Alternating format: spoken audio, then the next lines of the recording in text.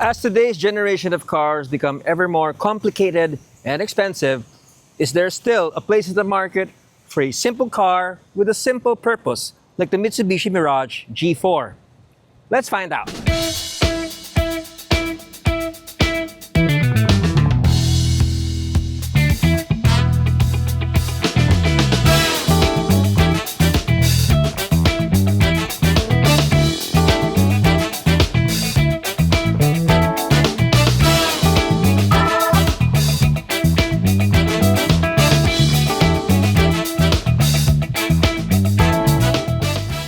Welcome to the garage on Ridebuyph.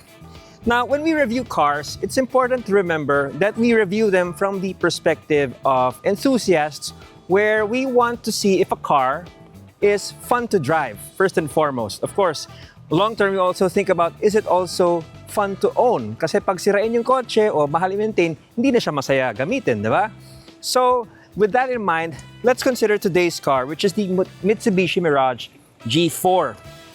Right now, this top-of-the-line variant, the GLS, retails for 937,000 pesos. Wow! But before you pass judgment on it, keep in mind this number, 26,300 plus. That is how many Mirages Mitsubishi Motors sold in 1 year alone. That was last year. So this car has a secret sauce about it to make it such a popular vehicle, even though on paper, it may already be outclassed or outspec'd by some of the newer and more high-tech competition, particularly mga galing sa China, right? So, I remember that this car was launched way back in 2012. Do you remember what you were doing back in 2012? I remember that dinala pa kami ng Mitsubishi noon sa Thailand for the launch of this car, for the preview of this car. Dinala kami sa motorcycle track in Thailand. And at the time, uso pa noon yung mga sedan, may Lancer pa nga sila noon eh. Pero now that car has been phased out. The Vios then was the king in the subcompact category, and the Mirage was supposed to be the car that would gain market share for Mitsubishi in the entry-level market. So at the time, they had the 5-door hatchback, and then they had the sedan, and a lot of what was presented back then has not changed. So as you can see, this engine is very compact and is designed to be reliable and easy to service. So there's a decent room here for a mechanic to work with na hindi siya mahihirapan. The airbox is up high, a very practical feature for Filipinos who live in flood-prone areas. So again, as like with the Suzuki Espresso, pataas yung airbox, which gives you a higher probability of surviving a flood, of breathing through a flood without incurring any damage. Of course, ang flood clearing height niya is really, ang rule of thumb is the hubs, the level of the hubs, or slightly below. Ang reason for that is, para hindi ka malumutang. Number 2, para hindi mapasukan ng tubig yung hubs mo, because it's quite a hassle pag napasukan yung hubs mo and now you need to re-grease it. Pero in case you actually need to wade through water, as long as hanggang siguro dito yung tubig, safe ka pa from hydrolock. Okay? Never mind the exhaust, hindi naman issue yun actually. So again, nice design here. It's built to be simple and easy to maintain. So this is the top-of-the-line variant. So as such, it gets some aesthetic upgrades to set it apart from the lower-end variants. So here at the front, it carries Mitsubishi's dynamic shield motif. So meron kang chrome accents here. And then you have a nice complex headlamp cluster here. May auxiliary lights ka pa dito. So from the front, it has presence, which is a good thing to have. So it doesn't look like an inexpensive car. It looks elevated, medyo elevated yung image niya. It has just enough chrome pero hindi pa siya nasa level ng Baduy. At the front, so here you can clearly see that it has 15-inch tires. These are supplied by Yokohama. They're Eco tires, of course. They're 55 series, so it's a nice touch. Although medyo manipis siya. I believe they are 185s. And I don't even think you can put very wide tires and then lalabas na yun, uusli na yun talaga. Here at the front, Honestly, it's quite a plain profile. You get this very soft character line here, but it's a very generic profile. Nilagyan lang na Mitsubishi ng turn signal repeater here sa side mirror para may konti ka pang accents. Then moving on to the back,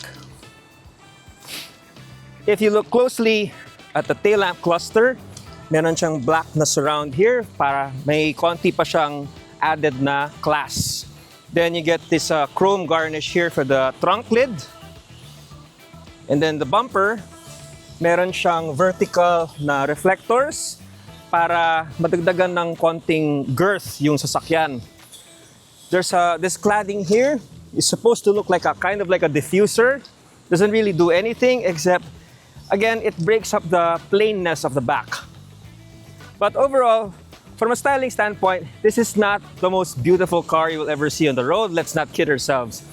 What it is designed to do is to be in a very economical, easy to ride, and comfortable commuter car. It has an overall length of 4,305 millimeters, overall width of 1,670, a height of 1,515, a 2,550 millimeter wheelbase, and ground clearance of, take note, 170 millimeters. Parang crossover. Ang curb weight niya is surprisingly very light, 935 kilos, and this plays an important role in how peppy it actually feels. Because this is the top of the line variant, the GLS, it gets some other cosmetic upgrades to raise your stature in the lineup. So chief among this is a leather-wrapped steering wheel, which is nice to hold kasi may contour siya dito for where you grip it at the 10 and 2 positions. You get a joypad here for your stereo, and then your phone controls pa, may Bluetooth siya. One thing na mapapansin mo kaagad when you connect your phone, ang bilis niya mag-pair with your Apple CarPlay or Android Auto. It's actually better than some of the cars you've tested na ano pang arting gagawin dun sa settings. Here, I just plugged it in with a USB cable and nag-CarPlay kaagad. So, great. So we got our piano black trim here for the center stack. Hindi naman siya excessive, so sakto lang. Of course, dust magnet yan. The dashboard is made of hard plastic, as expected from an economy car, but it's very durable. Pareho din dun sa door panels. There's no fabric here except for the seats. Ang carpeting mo, I call it mouse fur. It's a cheap carpeting. It's supposed to be durable. It's not really luxurious. The dashboard, this is a small car, so you have to make the most of the available space. So the dashboard has a small shelf here that you can place a cell phone or other small items. You have a small glove compartment for your papers. There's walang spare box dito sa ilalim, walang utility box. Here sa gitna, you get tiny cup holders for, I guess, pwede yung mga canned drinks, pero definitely not an oversized flask. You get a little pocket here for your RFID cards, one USB-A port, and may cigarette lighter outlet ka pa. The steering is tilt adjustable, but it is not telescopic adjustable. You get an engine start-stop button, although strangely, it's here on the left side. Normally, it's over here on the right. Ikita mo dito, may abang siya for where the key would normally be for the lower end variants. So you have 4 aircon vents, manual of course. A nice upgrade. You have automatic climate control. Although of course it's single zone only. And by my experience, malakas yung aircon. Kahit na walang tint yung unit na to, mabilis niyang mapalamig yung Mirage. One nice function of the G4 is that for a small car, ang luwag niya for at least 4 people. This is because although it is short and narrow, the headroom is quite generous. I am 5'8", and 5'9", 5'10" person could still fit here without rubbing the headliner.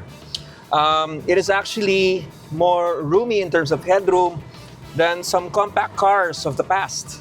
So that's amazing. And then the seat quality it's okay actually. There's nothing special about the cushioning of the seats, but the quality of the upholstery is very good.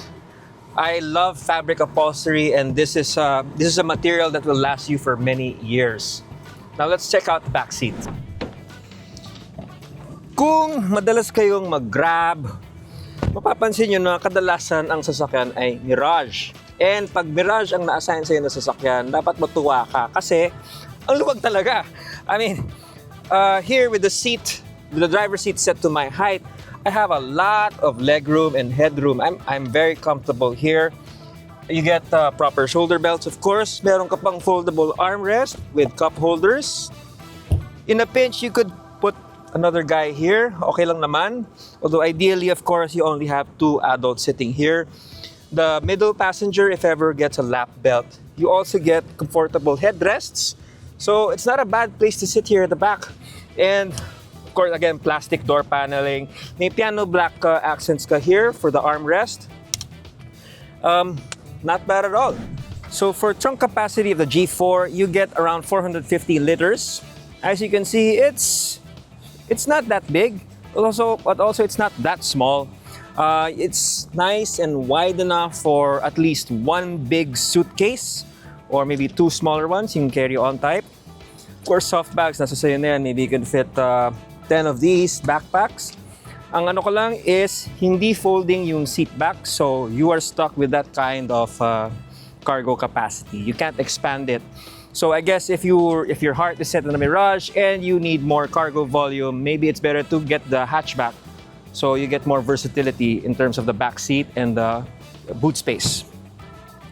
So with that said, let's go for a drive. So yung maganda with one of these older designs is that it has traditional design elements that are very familiar for drivers like me who grew up driving the 90s and early 2000s. Like for example, look at this instrument panel here. It's an analog. Lahat ng mga kotse ngayon usually digital na, which is okay naman because you get 50% more information. But with the Mirage, you get an analog speedometer, analog tachometer, you get a little LCD display here for your fuel economy and trip odometer. And for me, honestly, that's all I need. And then you get the right side of the panel is for your idiot lights. So it's functional, it's simple, and it's handsome. This screen here is generously sized, so it's a big, it's one of the highlights of the dashboard that make it more modern. So obviously naka-CarPlay siya ngayon. But see here, when you shift to reverse, so you get standard reverse camera. Pero if I turn the wheel, the lines don't move. So it's not one of those more advanced systems where the guidelines will move depending on the orientation of your front wheels. So let's just see if it has backup sensors. I'm backing up right now to 3. Wala siyang sensors. I'm already almost about to hit the barrier. So wala. So you have to rely on the camera. And of course, it's still a good idea to actually use the mirrors, because if you learned how to drive in a proper driving school, they teach you all of that without relying on driving aids. So, all right. So let's hit the road.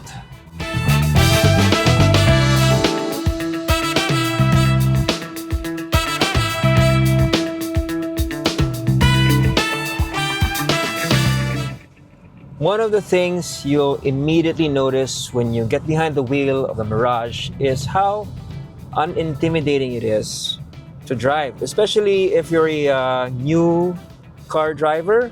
The visibility all around is very good. So, nice expansive windshield.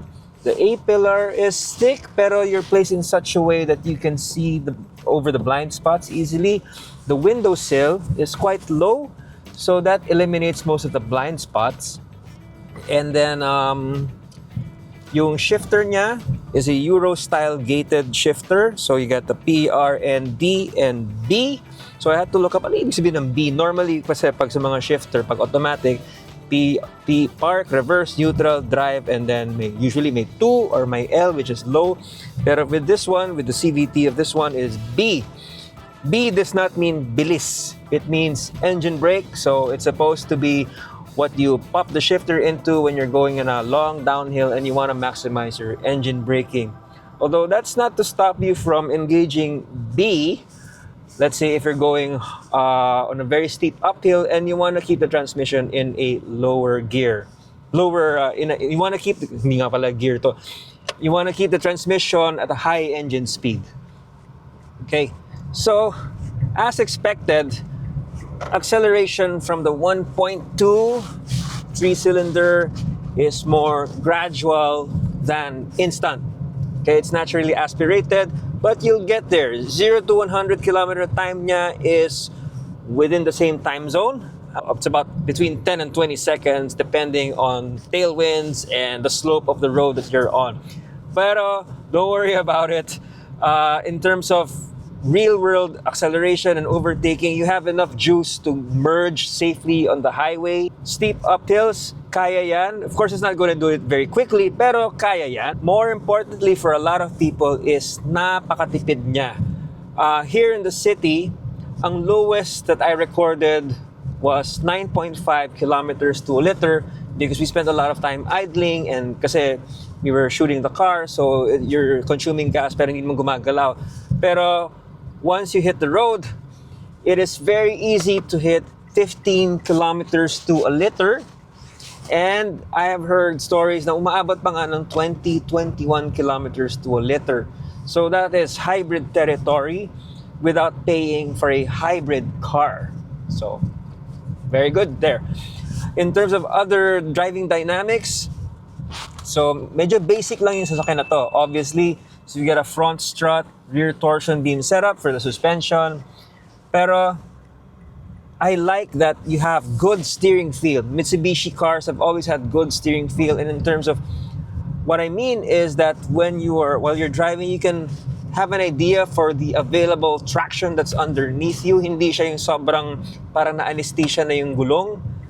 And then steering effort is light, but it's not so light na nakakaloko na. You still get a bit of steering effort here, so mildly sporty. The suspension is, of course, it's soft to be comfortable. I get a feeling that the suspension has a bit of a long suspension travel para pag nalubak ka, hindi siya yung sobra kang mabibigla. So it has enough suspension travel to eat up smaller bumps and potholes with ease. Brake feel is just okay. It's just a front disc and rear drum setup. So there's nothing special about that. However, standard sa kanya is ABS and traction control. However, they missed out on adding an auto hold function. Auto hold is a very useful function to have if you spend a lot of time in traffic. So what it does basically is it automatically applies the brakes when you're in drive but you come to a stop. So pag umapa ka na malalim sa preno, mag-engage na yung brakes for you. Hindi na siya mag-creep forward. With this one, it doesn't have that function. So in traffic, you still need to constantly step on the brake to keep you from moving forward in stop-and-go traffic. Not a big deal. Kung nasanay ka naman sa mga older cars, it's pretty much par for the course. Now, if you notice, like I mentioned before, the Mirage is a very popular car sa mga operator ng Grab or ng mga InDrive or dati Uber. And the big reason for that is, of course, it's super fuel efficient. So, pag matipid ka sa gas, so mas malaki yung kikitain mo, mas malaki yung neto mo. Speaking from experience, not personal experience, but from my brother, he bought a Mirage about 10 years ago because he wanted to try the Uber system, but it didn't work out. But he still kept the car and he still uses it. And honestly, he's happy about it because super tipid sa gas. Masarap siyang gamitin on a daily basis. Walang drama yung paggamit ng kotse. Of course, it's not a special car to experience in, but as an appliance, as a daily driver, it gets the job done and asks so little of you as an owner. Ang maintenance is very basic. Yung mga parts na nasira over time, yung wear and tear, are very cheap. Parts are everywhere because Mitsubishi does a good job of stocking up on spare parts. Overall, when you think of a car as a long-term investment, it's hard to beat the proposition of the Mirage. It's not cheap right now, but neither is it very expensive. I mean, it's still under the 1 million mark. I guess yung presyo na 937,000 for the GLS, well, you have to consider inflation. But still, even if you pony up the cash and you're planning to keep this for what, 10 years, 15 years, you can be assured that andar pa rin yung kotse na to with very little drama. It's a very simple car, very few sensors to go wrong. The components are easy to find. The things that will wear out, like yung compressor, fan belt, madali lang yan hanapin. No? So it's not an exotic car to maintain. Of course, you also got a vast network of Mitsubishi dealers to rely on. If you're not keen on having it serviced in the casa, you go to your neighborhood talyer, yung mapagkakatiwalaan mo, I'm pretty sure they can service the car easily for you. If you're really looking for a cheap car to maintain, yung talagang ayaw mo nang isipin yung gastos, Mirage talaga ang sagot. And besides that, it's actually a well-made car. Aside from being low maintenance, the build quality is good. I wouldn't say it's excellent, pero maybe the doors have a tinny feel to them pa rin. Pero in terms of safety, well, all you have to do is look at its rating for the ASEAN NCAP, 4 stars. You've got dual airbags, you got ABS, you have the Mitsubishi Rise cabin, which is basically factored in yung crumple zones niya. So if you get into a serious impact, knock on wood, although it's not wood, it's plastic. If you get into a serious impact in a Mirage, you have a high probability of surviving. And that is priceless.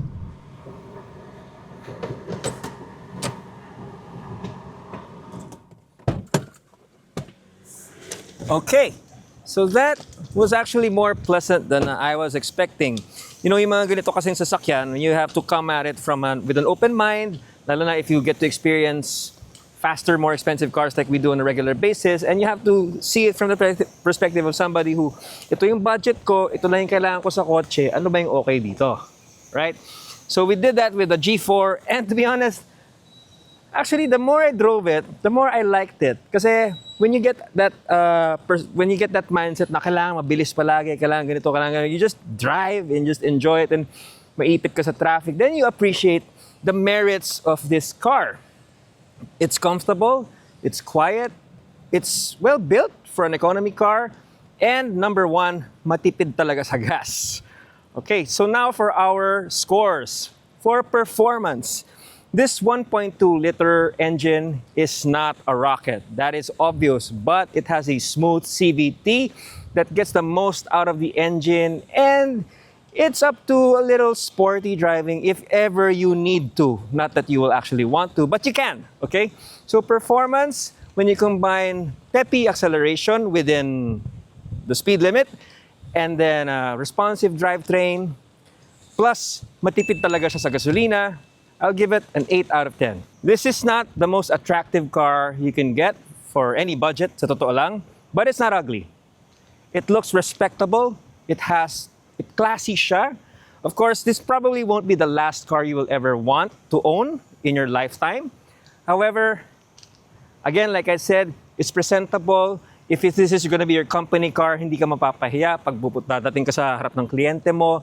If this is your first car, period, it's great. So for styling, it's 8 out of 10 for me. We do not expect a car with basic struts and a torsion beam suspension to handle like a champ. However, Mitsubishi is known for making very well handling cars. They have a strong rally heritage. And as we are filming this, they are currently running first in the Asia Cross Country Rally. Woo! But of course, they're using a Triton for that. But the engineering mindset, it translates to all of their cars, and it translates pretty decently to the G4. For a small car, may pagka-go-kart siya in terms of responsiveness niya. Of course, it's soft, pero hindi siya yung wallowy. When you turn, it turns. You get some decent steering feel, decent brakes. When you want to rotate the car, if you want to yank the handbrake, sige lang, okay lang yan. This is an honest handling car, no surprises. You can really thrash it on a course if you wanted to, and it's not gonna bite you back. And hey, kung trip mo talaga i-upgrade yan with better shocks, better tires, go ahead. You're gonna have a lot of fun with it. So for handling, 8 out of 10. For utility, here medyo bababa tayo ng konti because sa totoo lang, as ergonomically correct and optimized as a cockpit is, in terms of pangkarga, you can't really haul much. The seats don't fold down, which is something you kind of want to expect for a car these days. So for utility, 7 out of 10. Value for money. Well, this is the top of the line variant. So 937,000 is quite a lot of money for a 1.2 liter with a 3-cylinder engine. At that price point, you will already be looking at similar products from Toyota, like yung Wigo, from Honda, like yung Brio, yung Vios, nandyan din, and then may mga Chinese brands ka pa dyan. So for value for money, it doesn't really stand out for the GLS. However, when you go down, yung more basic models, then mas may laban talaga yung Mirage. But we are reviewing the GLS. So for value for money, at this price point, it's a little too high to be really instant, yeah, I'll take it. So I have to give it 7.5 out of 10. When you come to this car expecting a decent handling commuter car na pang daily, na walang sakit sa ulo, something that you can use for years and years down the road, na very minimal lang yung gagastusin mo, this car hits the spot. I mean, like I said, my brother has one. It's 10 years old. It's nearing 100,000 kilometers. Napaka-basic ng maintenance niya. And ang gastos niya sa kotse is para siya naka-hybrid already. Like 12 to 15 kilometers easy in the city. You cannot beat that unless naka-hybrid ka nga, which is of course gonna cost you more. Pero this, it's basic, internal combustion. Dinadaan niya yung tipid niya through small displacement and a very efficient transmission. And lightweight. It's fun to drive within limits, within your expectations. It's reasonably useful. I would have no problem using it as a daily driver if I really had to commute a lot and I was really very conscious of my fuel expenses. So for an overall rating, I will have to give it an 8 out of 10. Thanks for watching. Let us know what you think in the comments. What's up guys, Andy here. I'm the guy who just presented the car you watched a while ago.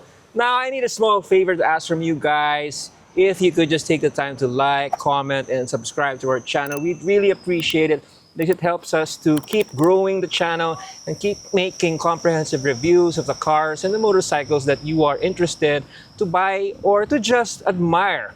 So, thanks for your support and keep watching Ridebuyph.